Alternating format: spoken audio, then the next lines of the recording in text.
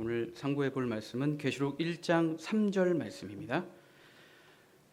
계시록 1장 3절 말씀 제가 봉독해 드리도록 하겠습니다. 이 예언의 말씀을 읽는 자와 듣는 자들과 그 가운데 기록한 것을 지키는 자들이 복이 있나니 때가 가까움이라. 아멘. 오늘 본문 말씀 계시록 1장 3절 말씀을 통해서 예언의 말씀을 지키는 자들의 복이라는 제목으로 여러분들과 말씀을 상고해 보도록 하겠습니다. 계시록 1장 3절에 대한 내용은 계시록 1장부터 22장의 그 전체의 내용을 축소한 말씀입니다. 결국엔 이 예언의 말씀을 우리는 듣고 지키는 자들로 복을 받아야 된다라고 하는 것을 우리에게 말씀하고 있다라는 것입니다. 계시록에는 무시무시한 심판의 내용이 기록이 되어 있지만 심판이 끝나고 난 다음에는 새하늘과 새 땅이 이루어진다라고 말씀하고 있습니다. 또한 계시록 20장 6절 말씀에 바로 하나님의 나라에 정말 제사장으로서 왕노릇 할 수 있는 그런 놀라운 축복이 기록이 되어져 있습니다. 그러기 위해서는 우리는 이 예언의 말씀을 읽어야 하고 또한 이 예언의 말씀을 들어야 하고 이 예언의 말씀을 듣고 지키는 자들이 돼야 된다라고 하는 그런 당위성에 대해서 우리에게 확실하게 말씀하고 있는 것인 줄 믿습니다. 그렇기 때문에 오늘 이 말씀을 다시금 상고함으로 말미암아 여러분들의 그 구원의 확신의 그 기쁨이 더욱더 충만하시기를 예수 그리스도 이름으로 간절히 축원드립니다. 자, 계시란 열개자 보일 시자를 써서 열어서 보여준다는 의미를 가지고 있죠. 사람으로서는 알 수 없는 하나님의 뜻을 마치 방문을 열어서 그 안에 무엇이 들어있는지 실상을 알려주는 것과 같이 장래의 일, 앞으로 되어질 일을 성령의 감동함으로 알게 해주고 시대적으로 알려주는 그 장래의 일을 지적하여 알려주는 신의 가르침이 무엇이다? 계시다라고 우리에게 말씀하고 있습니다. 계시록은 열개자 보이실자 기록할 녹자를 써서 이 계시된 이 정의된 내용을 기록한 것이 우리가 보고 있는 계시록인 줄 믿습니다. 그런데 우리가 주변에도 요한계시록 강의라고 해서 우리가 또 문자로도 받고 또 그런 강의가 있구나라고 우리가 지나가면서도 알 수가 있는데 이 계시록을 알기 위해서는 바로 요한계시록이라고 하는 그런 타이틀로 강의가 시작이 되지만 분명히 요한복음 계시록 1장 1절 말씀에 어떻게 시작을 하고 있나요? 예수 그리스도의 계시다라고 말씀하고 있다라는 것입니다.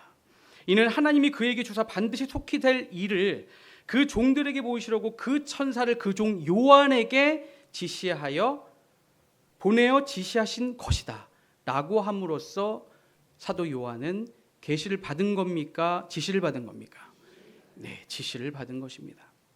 그러므로 예수 그리스도의 계시다라고 그 포문을 열고 계시록의 그 강의를 시작하지 않고 많은 오늘날 기독교계 안에서 행해지고 있는 그 요한계시록의 강의는 처음부터 잘못되었다라고 하는 것을 알 수가 있습니다.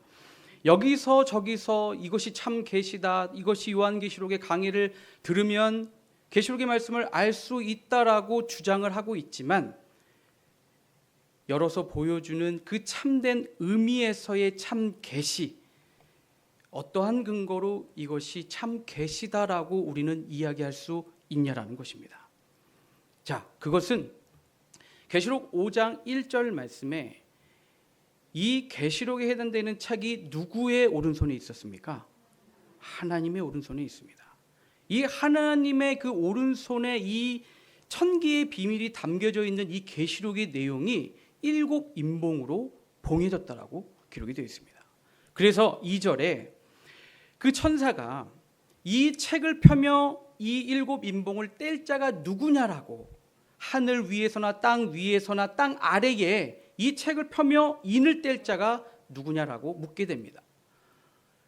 그 하늘 위에서나 땅 위에서나 하늘 아래에서 이 책을 펴며 인을 뗄 자가 없다라고 얘기를 하니까 사도 요한이 울며 부르짖을 때 장로 중에 하나가 울지 말라, 유대지파의 사자 다윗의 뿌리가 이겼으니라고 말씀을 해주고 있습니다. 그래서 그 책을 펴며 인을 뗀다라고 분명하게 말씀하고 있는 것인 줄 믿습니다. 유대지파의 사자 다윗의 뿌리는 누굽니까? 계시록 22장 16절 말씀에 유대지파의 사자 다윗의 뿌리가 이겼으니 바로 우리 예수님을 가리켜서 말씀하고 있는 것인 줄 믿습니다. 그러므로 계시록 5장 7절 말씀을 보시면은 5장 7절입니다. 어린 양이 나와서 보좌에 앉으신 이의 오른손에 책을 취하시니라. 바로 어린 양 되시는 우리 예수님이 보좌에 앉아 계신 하나님의 오른손에 이 책을 취하셨다는 사실을 깨우침 받기를 원합니다. 그래서 이 책을 바로 5장 다음에 6장이 이루어지는 것이 아니라 5장 다음에 10장에 가서 이 책을 펴게 됩니다. 자, 오늘날 많은 기독교 교계에서 이루어지고 있는 이 요한계시록의 강해, 저도 몇 군데를 다녀봤습니다. 물론 신학원에 있었을 때에 탐방을 갔다 오라고 하여서 저는 그런 신분으로 해서 그 요한계시록의 강해를 몇 군데를 갔다 왔습니다. 공통점이 있었습니다. 하나같이 1장부터 22장까지 순서대로 강해를 하고 있었습니다. 그러나 이 어린 양이 보좌에 앉으신 하나님의 오른손에 예수님이 책을 취하시고 책을 펴는 장은 5장 다음에 6장이 아니라는 겁니다. 먼저 책을 펴며 인을 뗀다라고 했지 않습니까? 인을 뗀다라고 하는 것은 계시록의 90% 이상의 심판으로 기록이 되어 있는데 인이 뗄 때에는 바로 심판의 시작을 알리고 있는 것이 계시록 6장에 기록이 되어 있습니다. 그러므로 책을 펴기도 전에 6장에서 인이 떼어져서 심판이 이루어지면 그건 말이 안 되지 않습니까? 그래서 책을 펴는 역사가 있어야 된다는 것입니다. 왜? 계시록 5장 2절에 책을 펴며 인을 뗀다고 했으니까. 그래서 그 책을 펴는 장이 계시록 10장에 기록이 되어 있습니다. 계시록 10장 1절에 힘센 다른 천사로 비유된 예수님이, 왜 힘센 다른 천사가 예수님이다라는 사실을 우리가 알 수 있냐면 그 10장 1절에 해당되는 그 비유적으로 기록되어 있는 그 내용을 지금 우리는 살펴볼 수 없으니 여러분들이 책이나 또한 신학원의 강의를 통해서 여러분들이 확인해 볼 수가 있습니다. 그래서 힘센 다른 천사로 비유된 예수님이 이 작은 책을, 펴놓인 작은 책을 들고 오라고 계시록 10장 2절에 기록이 되어 있습니다. 펴놓았다라는 것은 어떤 의미일까요? 제가 예를 들어 중국어를 알지 못합니다. 중국어를 모르는데 서점에 가서 중국어 책을 딱 폈습니다. 물론 물리적으로는 폈죠. 그런데 제가 중국어에 대해서 전혀 알지 못한 상태에서 책을 폈다라고 하는 진정한 의미는, 제가 모르는 상태에서 폈기 때문에 이거는 진정한 폈다라고 얘기할 수 없다라는 것입니다. 그렇기 때문에 이 펴놓았다라는 것은 해석해 놓았다. 알기 쉽게, 그동안 보아도 알지 못하였고 또한 들어도 알지 못하였던 이 계시록의 말씀을 해석해 놓았다라고 하는 의미에서 펴놓았다라는 것입니다. 또한 작은 책은 펴놓았기 때문에 이것을 입에 쏙 들어가서 우리가 먹어서 정말 삼킬 만큼의 작은 책이 되었다. 또 한 가지 예를 들자면, 법적인 지식이 아무것도 모르는 내 자신이 서점에 가서 두꺼운 법에 관련된 법 서적을 제가 이렇게 폈어요. 알 수 있습니까? 이것을 읽으라고 저한테 얘기를 한다면 그 책 자체는, 이 법에 대해서 제가 전혀 모르기 때문에 이 책 자체는 제가 생각할 때 심리적으로 너무나도 큰 책일 수밖에 없다라는 것입니다. 마치 오늘날 많은 기독교인들이 이 계시록에 대해서 정말 들어도 알 수 없고 또한 읽어도 그 내용을 알 수 없는 각각의 그 신학자들이 그 계시록에 대해서 아무리 풀이하고 해석해 놓은 각각의 그 해석과 그 풀이한 내용이 다 다르기 때문에 그 방대한 그 여러 가지 그 계시록에 대한 주석책들이 얼마나 크고 방대합니까? 그렇기 때문에 그들에게는, 많은 성도님들에게는 큰 책일 수밖에 없다라는 것입니다. 그렇기 때문에 알기 쉽게 풀이된 이 작은 책, 바로 펴놓인 작은 책, 그래서 계시록 10장 8절에서 11절에 해당되는 이 작은 책을 받아 먹으라. 물론 사도 요한이 이 책을 받아 먹는 그 화자로서 나타나게 되지만 우리가 기초 교육을 통해서도 우리가 확인했던 것처럼 성경에 기록되어 있는 6가지 핵심 중에 한 가지가 무엇입니까? 바로 호세아서 12장 10절 말씀에 선지자를 빙자하여 비유를 베풀었다라고 하였으므로, 또한 계시록 10장 11절에 해당되는 작은 책을 받아먹고 많은 백성과 나라와 방언과 또한 임금들에게 다시 예언해야 되는 그 역사가 사도 요한에게는 있지 않았다라는 거예요. 그러면 이것은 마지막 때에 있을 일을 우리에게 말씀하고 있다는 사실을 깨우침 받기를 원합니다. 그러므로 이 펴놓인 작은 책의 내용을 알려줄 때, 계시록은 이렇게 이루어지는구나. 심판이 이루어지기 전에의 그 역사와 심판이 있는 그 역사, 심판이 끝난 이후의 역사로 계시록은 그렇게 구성이 되어 있구나라는 사실을 자세하게 알려줄 때에 우리에게는 그 계시록의 책이 펴놓인 작은 책으로서 우리에게 말씀하고 있는 것인 줄 믿습니다. 이러한 상황에서 우리는 오늘 본문 말씀, 이 예언의 말씀을 읽는 자와 듣는 자들과 그 가운데 기록한 것을 지킬 수 있다라고 하는 사실, 이것이 우리가 듣는 참 계시다라고 이야기할 수 있는 것인 줄 믿습니다. 자, 그러므로 이 계시록이 어떻게 구성이 되어 있는지 우리가 간략하게 한번 살펴보면, 계시록의 90% 이상이 무슨 말씀으로 기록되어 있다고요? 심판의 말씀으로 기록이 되어 있습니다.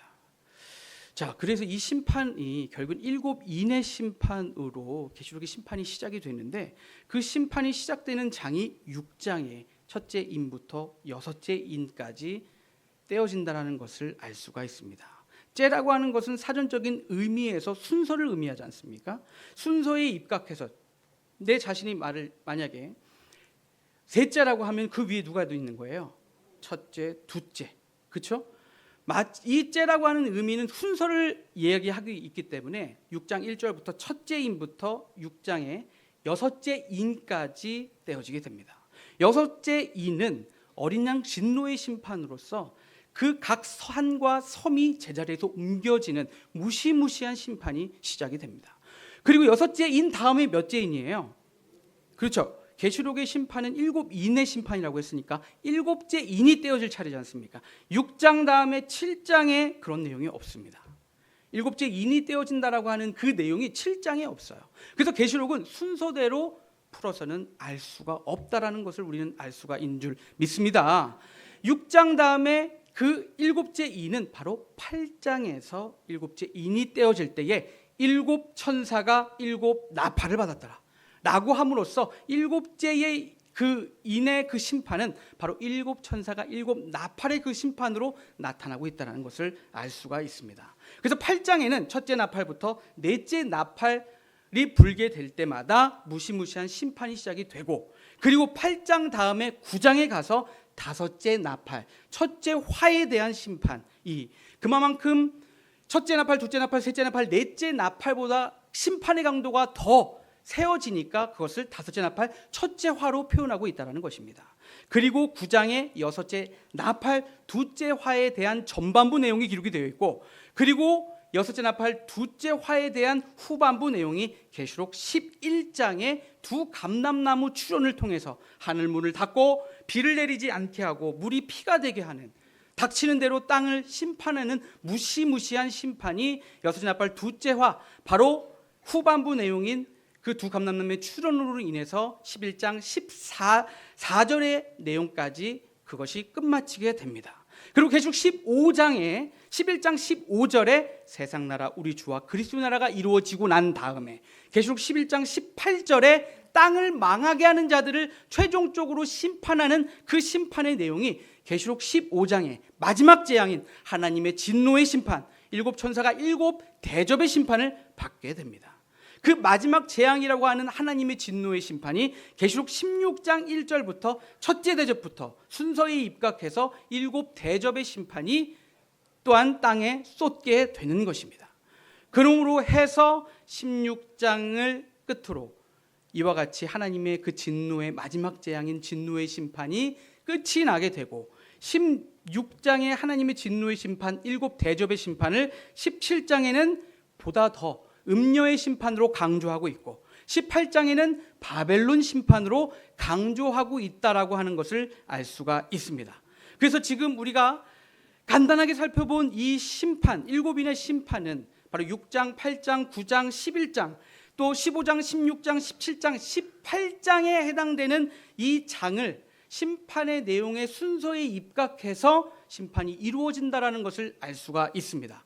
그래서 이 심판의 그 내용을 기준으로 해서 심판이 시작되는 일과 심판이 시작되지 않는 그 전의 일과 또 심판이 끝나고 난 이후의 역사, 이것을 다른 말로 하면 인이 떼어지면 바로 심판이 시작된다는 것을 우리가 확인을 했지 않습니까? 인이 떼어지는 일과 인이 떼어지기 전의 일과 또 인이 떼어지고 난 이후의 일로 이렇게 3단계로 계시록의 내용이 구성되어 있다는 것을 우리는 알 수가 있는 것인 줄 믿습니다.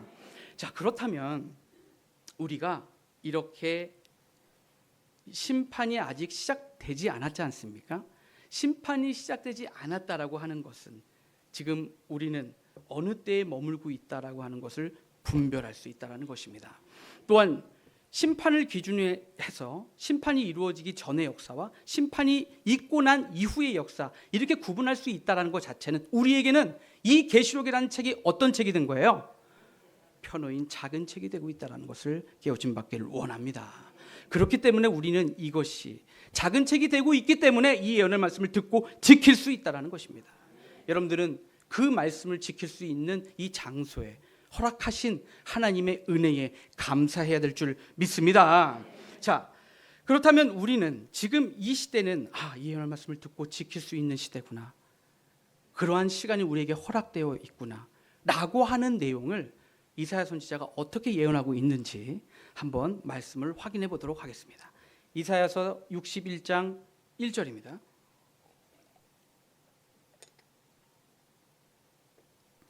자, 이사야서 61장과 2절에 해당되는 내용은 여러분들 너무나도 잘 아시는 말씀입니다. 바로 예수님께서 예수님에 대한 예수님 시대에 와서 이루어질 예언의 말씀이라는 것을 여러분들 너무나 잘 알고 있습니다. 그래서 제가 봉독해 드리겠습니다.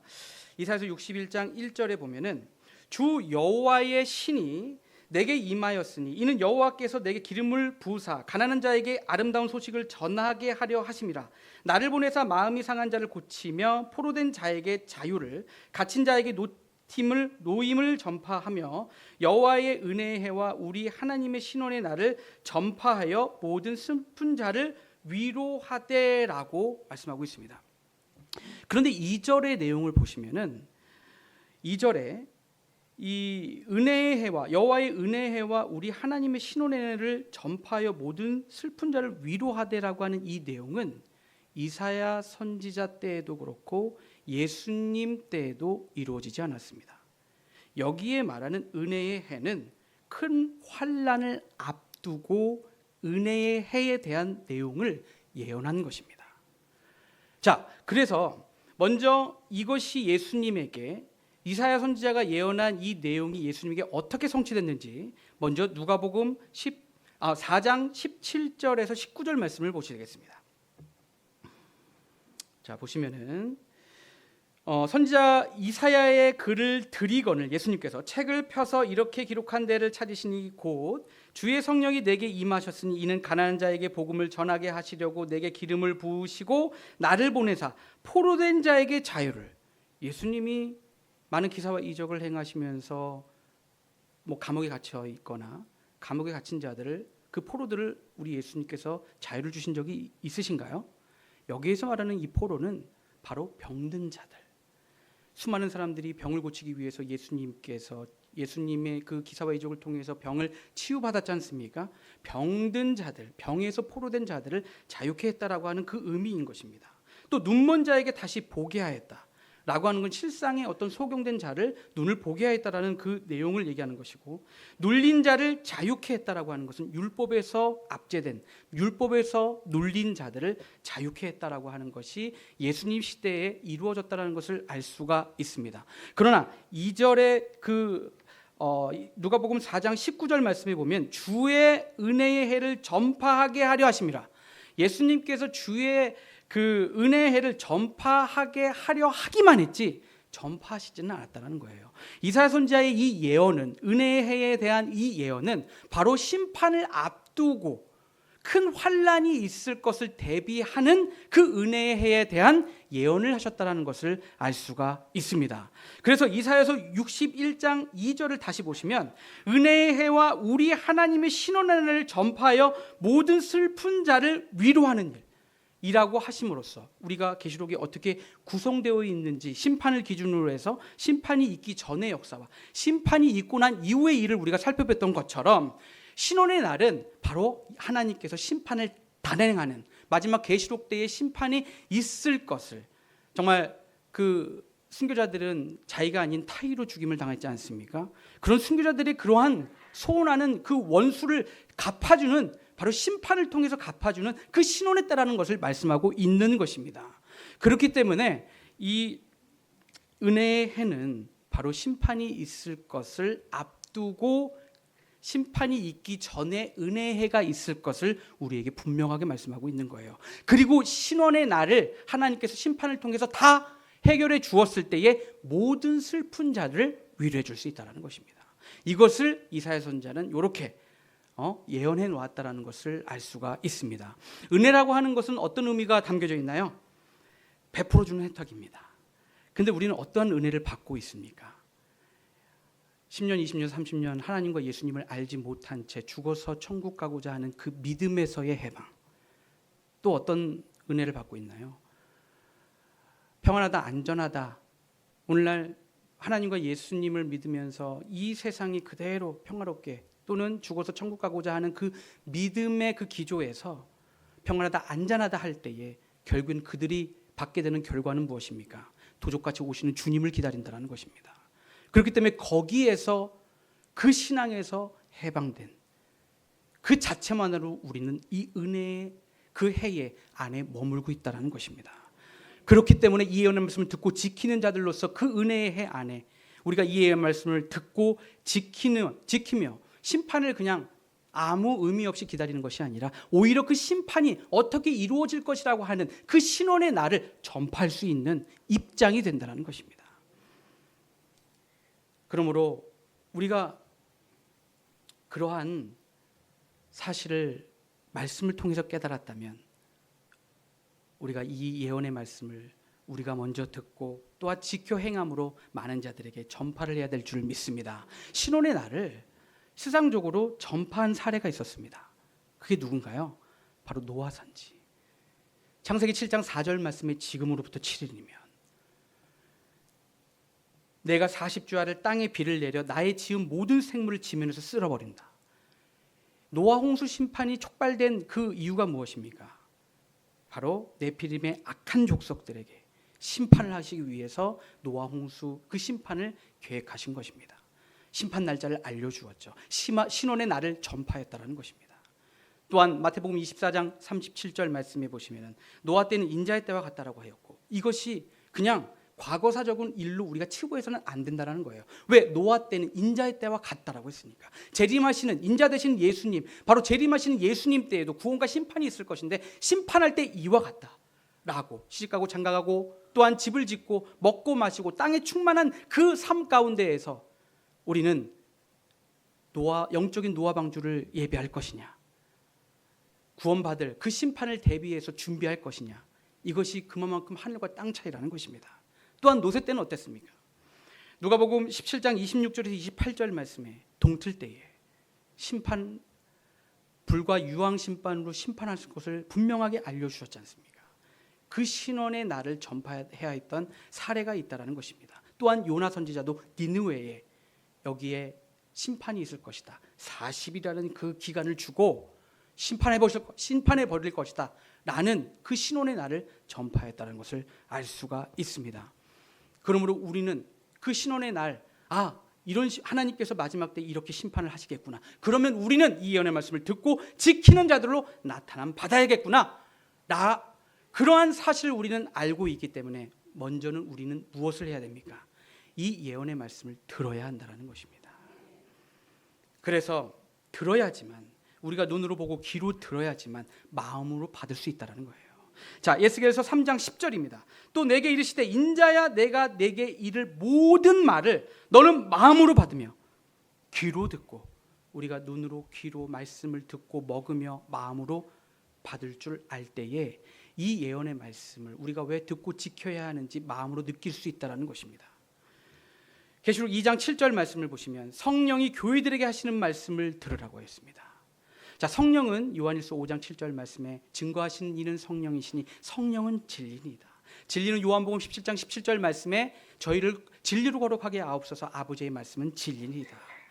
바로 하나님의 말씀을 우리가 들을 때에 계시록 2장 7절에 바로 생명나무 실과를 먹고 영생에 이르는 그러한 놀라운 축복이 우리에게 있게 될 것인 줄 믿습니다.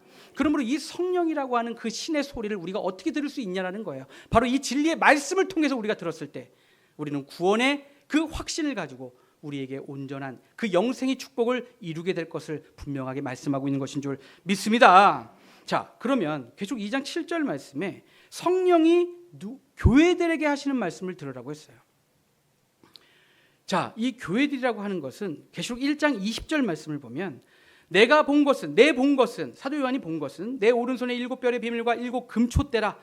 이 7별은 7교회의 사자요 7 촛대는 7 교회니라 라고 말씀하고 있다는 것이죠. 근데 이 본 것을 사도 요한이 무엇을 봤다라고 하는 것을 우리가 알아야 되지 않습니까? 왜 이렇게 계시록 1장 20절에 해당되는 내용을 이거는 계시록의 핵심 중에 핵심이라고 얘기할 수 있는데 그 핵심적인 내용을 왜 이렇게 딱 간단하게 요약하고 있냐라는 거예요.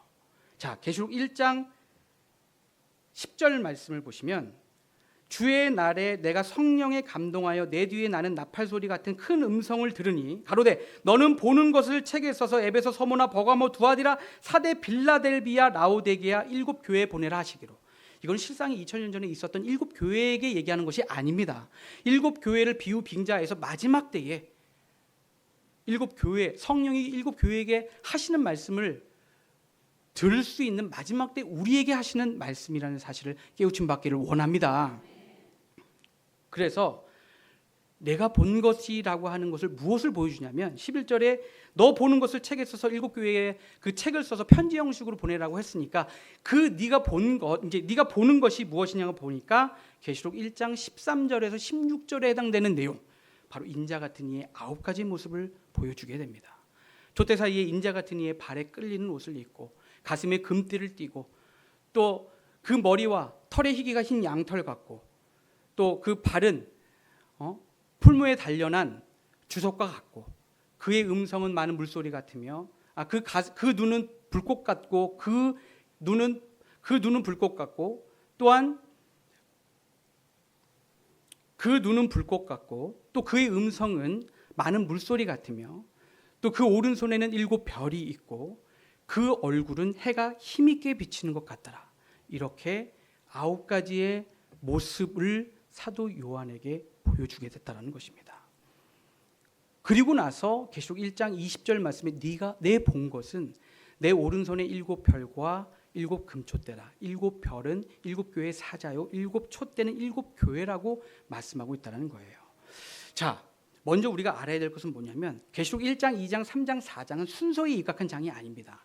계시록 1장은 1장 나름대로 이것이 총괄적으로 계시록이다라고 하는 것을 1장 나름대로 설명하고 있는 것이고 2장, 3장은 7 교회에 보내는 편지 형식으로 이것이 계시록이야 라고 설명하고 있는 것이 2장, 3장입니다. 4장의 내용은 사도 요한이 성령의 감동함으로 하늘에 보좌가 베풀어진 것이 결국에는 이 땅에 성취될 것이다라고 하는 것, 그것이 계시록의 성취다라고 하는 것을 총괄적으로 이것이 계시록이다라고 하는 4장은 4장 나름대로 그렇게 설명을 하고 있습니다. 근데 계시록 2장, 3장에 해당되는 그 7 교회에게 각각의 교회에게 인자 같은 이의 9가지의 모습이 부분적으로 보여지게 됩니다.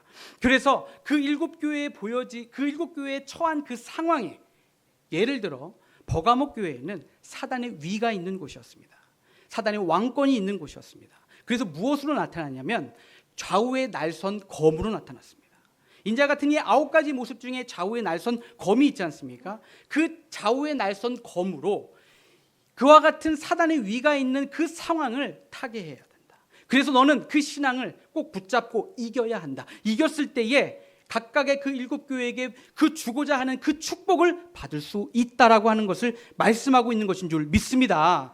그래서 그와 같은 인자 같은 이의 9가지의 모습을 통하여서 우리의 신앙도 온전한 형태를 이루었을 때에 우리는 이기는 자들로 나타남 받을 수 있다는 것을 우리에게 분명하게 말씀하고 있는 것인 줄 믿습니다. 그래서 계시록 1장 20절 말씀에 내 본 것은 내 오른손의 7별의 비밀과 내 일곱 금촛대라. 7별은 7교회 사자요 7촛대는 7교회니라.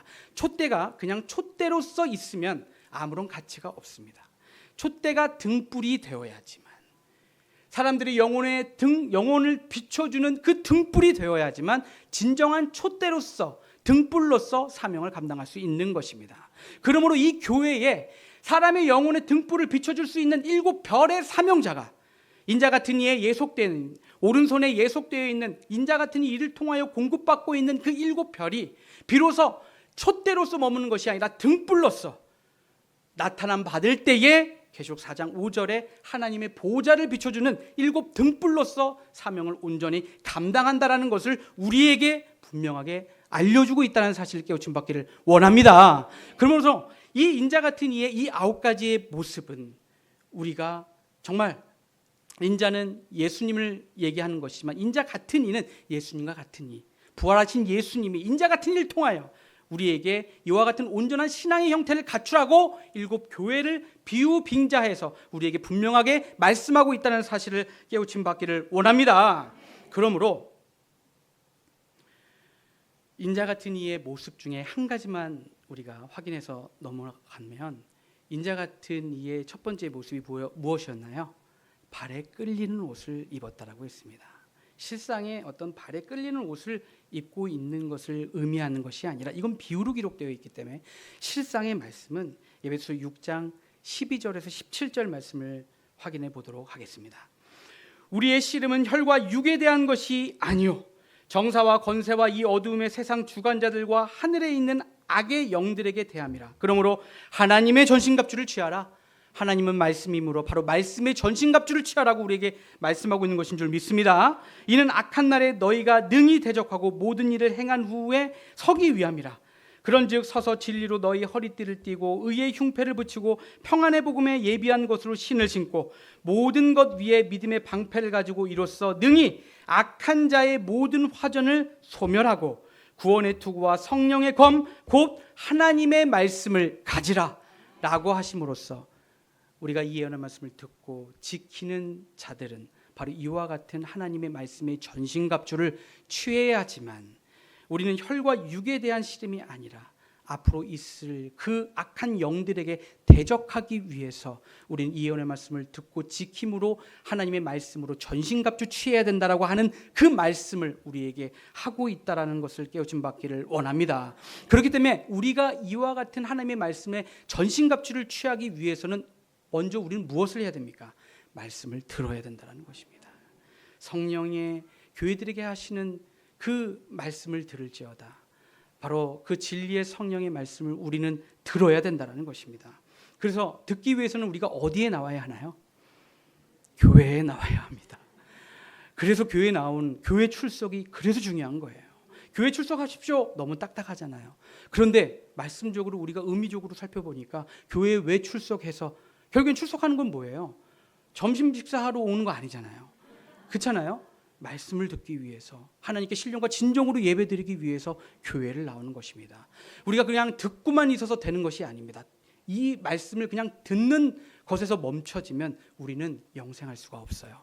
이 말씀을 듣고 지켜 행해야 된다는 사실을 깨우침 받기를 원합니다. 우리가 이 말씀을 그 들음으로 말미암아 하나님의 말씀, 이 말씀이 참으로 옳습니다라고 그 마음이 느껴졌을 때, 그 말씀의 뜻대로 우리가 행해야 된다라고 그 마음이 느껴졌을 때 우리는 무엇을 하게 되는 거예요? 누가 시키든 시키지 않든 간에 순종할 수밖에 없다라는 겁니다. 그 순종도요, 여러분들, 여기는 뭐 크고 작은 그 모든 순종들을 지금 이루어 나가고 있지만, 내가 작은 순종, 하나님의 말씀의 뜻대로 내가 행해야겠다라고 하는 그 작은 그 순종들이 시작되지 않으면, 티끌모아 태산이라고 그 순종도 모아 큰 순종을 할 수 있다는 거예요. 예수님은 십자가를 지셨지 않습니까? 그 십자가를 지는 것이 쉬웠겠습니까? 히브리서 5장 8절 말씀에 보면은 그가 아들이시라도 받으신 고난으로 순종함을 배웠다고 했습니다. 여러분들도 순종을 배우시기를 원합니다. 내가 하기 좋은 것을 선택해서 순종하겠다라고 하는 것도 순종이지만, 내가 도저히 하기 싫고 하기 힘든 것을 순종하는 것이 진정한 순종이라는 거예요. 그러면 다음에 나에게 이걸 내가 하기 싫은 그 순종의 그 순간이 또 도래한다 하더라도 그것을 통해서 하나님께서 주시는 그 깨달음의 기쁨을 알고 있기 때문에 그것도 순종할 수 있다라는 것입니다. 순종의 근육을, 영적인 근육을 여러분들 키워가시기를 원합니다. 이건 저한테도 너무나도 절실하고 저한테도 너무나 필요한 말씀이라는 거예요. 그래서 히브리서 5장 9절 말씀에 보면 온전하게 되었은즉 자기를 순종하는 모든 자에게 영원한 구원의 근원이 되셨다라는 사실을 우리는 예수님을 통하여서, 예수님의 이 말씀을 통해서 여러분들도 순종함을 배우시기를 원합니다. 자, 그래서 이 하나님의 말씀을 듣고 하나님의 말씀을 보고 듣고 마음으로 받으면 그 마음의 감동함으로 우리가 순종하게 되지 않습니까? 그러면 당연히 하나님의 말씀의 뜻을 지키는 자들로, 행함을 하는 자들로 나타난 밖에 없다라는 거예요. 조금씩 하나님의 말씀을 지켜 행하게 되면 무엇이 느껴집니까? 하나님의 마음이 느껴집니다. 그래서 우리가 듣기만 해서는 안 된다는 거예요. 이 말씀을 우리가 듣고 마음으로 느껴야, 하나님께서 이 말씀을 우리에게 왜 해주셨구나, 이 말씀을 우리에게 왜 보여주셨구나 라고 하는 하나님의 마음을 느낄 수 있다는 거예요. 고린도전서 2장 10절 말씀에 보면 오직 하나님의 성령으로 이것을 우리에게 보이셨으니 성령은 모든 것과 하나님의 깊은 것도 통달한다라고 말씀하셨습니다. 하나님의 마음을 우리가 어떻게 알 수 있습니까? 그러나 진리의 성령을 통하여, 우리가 그 진리의 성령의 역사를 통해 증거되는 말씀을 통해 우리가 듣고 그 말씀대로 그것을 행하기 위해서 순종하였을 때에 조금씩 하나님의 마음이 느껴진다는 거예요. 그래서 순종의 그 연속을 통하여 그 큰 순종을 이루었을 때 우리는 그 은혜의 안에 하나님의 말씀을 듣고 지키는 자들로서 오히려 심판을 그냥 기다리는 것이 아니라 그 심판이 있을 신원의 날을 전파하는 자들로, 정말 생명을 나눠주고 생명을 전하고 생명을 구하는 그러한 자들로 나타남 받을 수 있다라는 것입니다. 노아 때나 노세 때는 바로 인자 때와 같다라고 했습니다. 그런데 노세 때에 롯이 자기의 사위에게 동틀 때에 심판이 있을 것을 알려주셨지 않습니까? 그런데 사위는 어떻게 생각했습니까? 농담으로 여겼다라고 했습니다. 마지막 때에 심판이 긴박한 그 때를 앞두고 하나님의 말씀을 듣는 것부터 시작을 해서 그 들음을 통해서 하나님의 마음의 깊은 것을 느끼지 못하고 순종의 역사가 있지 않고서는 그 신앙에 그때 돼서는 그 심판이 있을 때에도 노세 사위처럼 농담으로 여길 수밖에 없다는 것입니다. 그러므로 우리는 지금 우리에게 주어진 이 시간은 바로 은혜의 해로서 우리만 구원받을 것이 아니라 사랑하는 가족과 이웃들이 있다면 그들에게도 은혜의 해가 되게 해주어야 합니다. 은혜의 해가 되게 해준다는 것은 이 예언의 말씀을 우리가 듣고 전해줘야 된다는 거예요.